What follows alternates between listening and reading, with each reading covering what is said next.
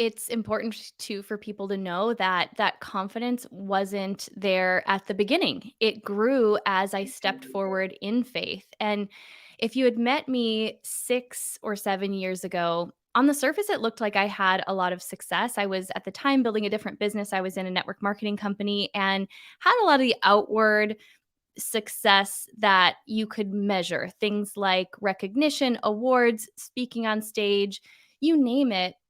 But deep down, there was just really this void that I was aware was present. It was this feeling of restlessness, this feeling that there was just more. And Mm, I thought that more was something that came from outside of me. And it wasn't until I leaned into something that I had no idea that I could do, that I really believed I was completely unqualified to do, which was to write that first book, yeah. that I realized I had been living previously a life where I could get by on giving 60 to 70% of my effort. And it was tricky because I could achieve a lot of great things at Yeah. 60 to 70%, but I didn't have to get uncomfortable. So I got Mm, to operate within what I could control. And while I would have told you during that season that I thought I had faith, the truth was I wasn't even getting near to the edge of what I knew myself to be capable of. And therefore, I actually wasn't relying on faith.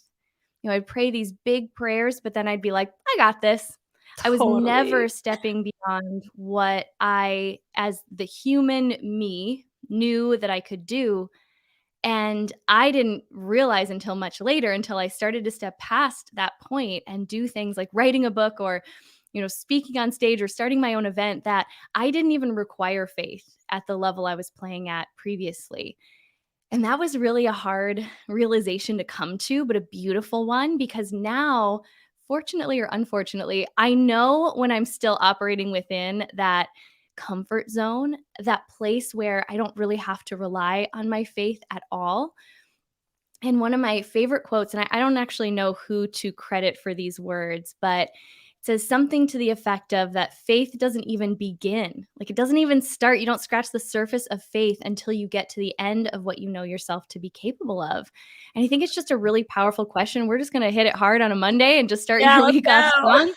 And just say, like, if you were to give an honest look, how often are you relying on faith? How many things are you doing that require you to hit your knees in prayer, in humility, to say, I don't have this.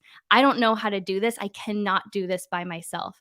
And for me, the answer up until, about 6 or 7 years ago was I don't think I'd ever reached that point. Truly needing faith until I started this journey that people now know me for, which is cool.